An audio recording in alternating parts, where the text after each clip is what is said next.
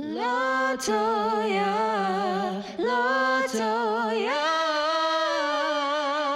here she comes. She comes to bring you joy. She comes to bring you love. She comes to bring you awareness. She comes to bring you joy.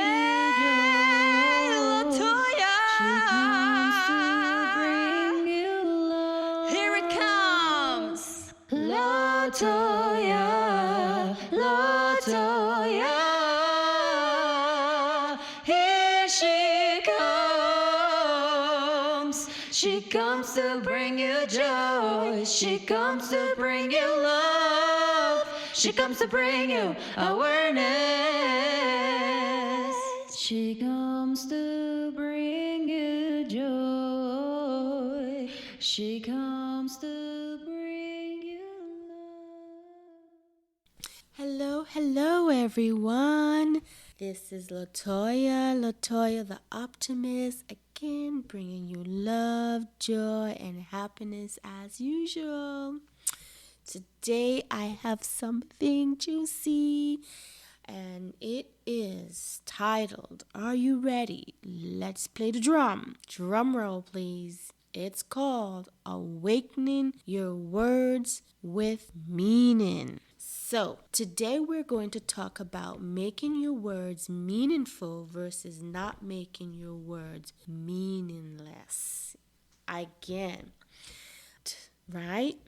The topic is making your words, meaningful versus not making your words meaningless. I'm not sure what you're thinking. I know it sounds strange and the title sounds strange as well, but I will try my best to explain what I mean by awakening the words we say to ourselves to have meaning and not to be meaningless to you when you say them to yourself. It seems a little bit like a run-on or a rundown, but I wanted to say it like that, okay? Now, before I continue, family, with this title and episode, this again is my disclaimer. From time to time, I will remind you that I am not an expert on any topic discussed, but merely a person who wants to give back in a meaningful way by trying to help others in a meaningful and healthy, optimistic. Let's say that again. I want to help you guys maintain a healthy, optimistic mindset. Okay? Let's put it clearly. My English. You see, I feel that I can make a difference, all right? And I hope I will, and I feel in my heart that whomever experienced my teaching and encouragement that I receive naturally within my soul, yes, my soul, it will make a significant difference in your life, okay? I also believe that some things that I may say or teach, I believe could be coming from the Spirit of God, speaking through me and giving me wisdom and knowledge. Yes, I said it.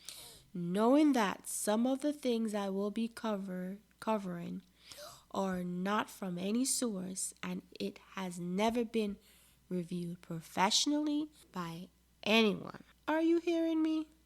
By anyone. And I will, well, maybe by God, but that's about it.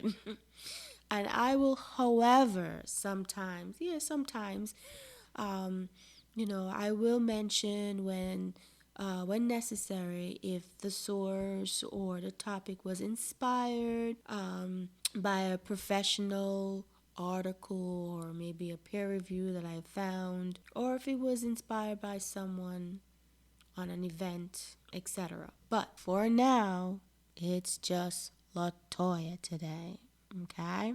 All right, so let's continue with awakening words to have meaning. when we say them. Now, I would like to start with a scenario or a story scenario. Let's start with picking on our circle of friends and family first. For me, I have someone very close to me that would always respond with words in conversation. And this person, I think, never pays attention to their word choice and how it can harm myself and others and other people, okay? Let's stop here. We're not going to continue on that part of words from other people.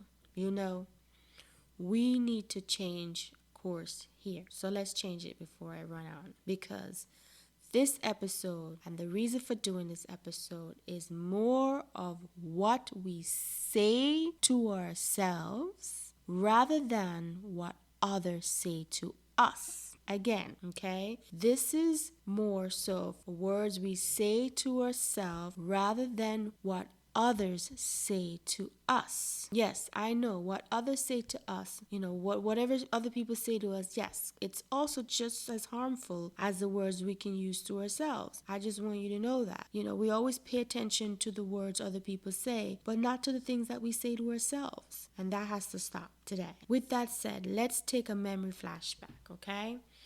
I want us all to close your eyes and picture in your mind moments when you're juggling multiple tasks, okay? Okay, so sorry, missed my train of thought. So as I was saying, we want to, take a memory lane back. Let's sit down. Hopefully you can. I know most of you probably standing up, doing things, listening to this podcast. Turn off the music or whatever it is that's distracting you. And I want you to close your eyes and picture in your mind moment when you're juggling multiple tasks. For example, picture yourself standing in the kitchen preparing dinner, or packing your lunch, or getting ready for work, or going to the gym, whatever it is. Let's say you are a person who like to think and articulate and reflect. I think most of us are. We all like to reflect on important things. I call this juggling self moment. I don't know. That's just what I said, okay? We could be saying things like, I am not really enjoying my day, or I am really not happy, or I'm a failure. I cannot do this. This relationship is getting me depressed, So what am I saying? I'm saying you're internalizing this on the go while you're going to work and doing errands. You're discussing important things on the go. I believe doing this will create a black hole, and nothing in a black hole is necessarily a good thing, metaphorically. Okay? What I mean, we're creating a world of self-doubt, and we're creating a world that stores feeling of destructions, and I think this needs to be avoided in the manner of the way we are having the conversation with ourselves. Please, raise your hand, send me an email, whatever. But, okay, if you are someone who likes to have conversation and maybe important, I consider these important conversation on a whimsical family. This again, I believe, is not a good practice or a good way to really confront and be conscious or authentic to our true feelings. All right? Doing this to ourselves most times create meaningless words, whimsical conversations. You're driving. Okay, you just got in your car. You throw your bag in and you drive in, and let's pick a name out of a hat. Johnny or Suzanne. Oh, I really like this guy, but he makes me so sad sometimes. Or, I can't do this. I'm such a fool. Or, why am I so stupid? Why can't I get to the next level in life? Why am I so slow? Why can't I get things right? Why? And these constant doubtful name calling to yourself and this conversation in your head while you're heading to work, to the gym, to school, to your class. Not good, honey. Not good. Not good, family. Not good. Whimsical. I call it the whimsical conversation. I don't know. That's just what I call it. Please don't judge me. I call it whimsical conversation does not allow us to truly see, face forward what we really need to resolve or discuss with ourselves. We have to be intentional. You have to be intentional, okay? Let me say this again. You have to be more intentional with your conversation to yourself, all right? Again, you have to be intentional with the conversation to yourself. And by saying this, so it can be more meaningful, all right? So I suggest plan a date with self. So, self, I'm going to plan a date with you. Plan a date with self. Maybe a month to a week, once a week, twice a week, to sit with self. Yes, no friend, not your cute little cat near you, not Rocky the dog, not your neighbor, with self, okay? With self. If you're someone who don't like to be with self, you have to, okay? You have to.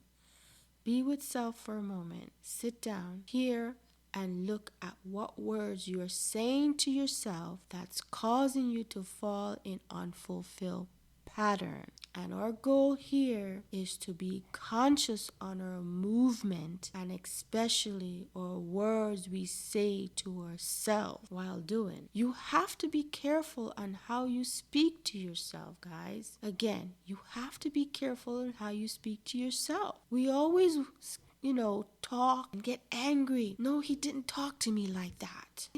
He really hurt my feelings. Why did she call me that name? Why did she say this to me?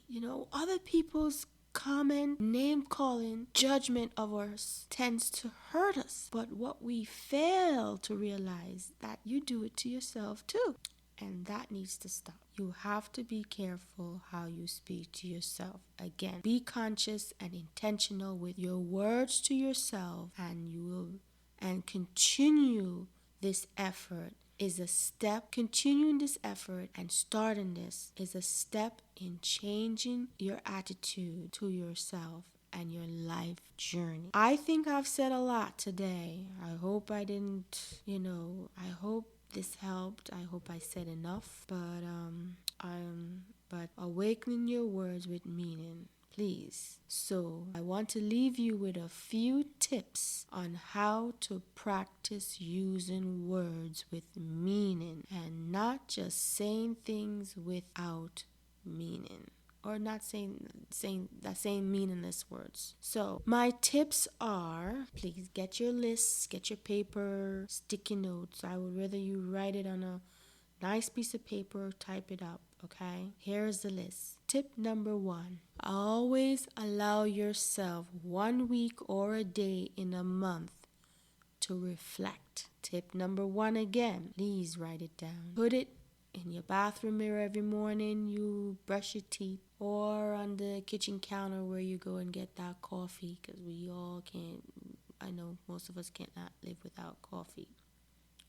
I'm a tea girl, but make this list, these 4 things I'm going to give you, visible. You can reword it if you want to be more relatable and add things to the list, and so you can start moving forward with not doing this to yourself. So again, tip number 1, allow yourself 1 week or a day in a month to reflect. Tip number 2, write down the words you hear yourself on a frequent time, especially at random using. And that's the bad words, okay? We're talking about words that are not meaningful, right? Write down those words that you use frequently, especially at random, because most of the time it is random. Tip number 3, please get close. List the words you use and identify how it makes you feel. Then, if it's a word that you use that makes you feel doubtful, shameful, I want you guys make a separate list and throw that word in the garbage each time. This is a symbolic action to tell your conscious mental state of mind that you're going to make this change, okay? And that you will not use this word again. So, list number 3, write down the words you use and identify how it makes you feel. Connect the words, connect the feelings, okay? And then, okay, with that word, make a separate list, make a pile, write down the word 10 times if you want, all right? And throw it in the garbage. And if you have to repeat this pattern every time, because if we keep, like, say, for instance, there's one word I always hear people say, oh, everything they do, everything they don't do right, or if they start the car incorrectly, or they burn the egg. Oh, I'm so stupid, I'm so stupid, I'm so stupid. You've been saying it so long, and you've been saying it so often, and it becomes so apparent and so part of your language. Guys, this is damaging. You cannot do this. It has to stop. So, if you have to repeat this exercise at the end of the week when you take that reflecting time and make the list and throw it in the garbage each time, one day it's going to be a light bulb and it's going to click, and all of a sudden your tongue will not speak those words again. So keep doing it until things change, and be patient with yourself, because it is important. You are important. So make a pledge, okay, to yourself, and list your pledge in a journal. I would say name the journal called the Mindset Book, or My Change on Outlook on Myself, whatever you want to name it. Just name it something great. The Greatness Me, or the Great Me, or the Queen Bee, whatever. Just make a pledge or journal. Get a journal and use and write down, make a pledge in the book by writing down the words that you will never use again, and start making lists and ways how you want to be, how you're going to change, how you feel to yourself. Like, write a love letter to yourself. I am beautiful. I am a queen to my world. I like my smile. I am smart. I'm innovative. I'm creative.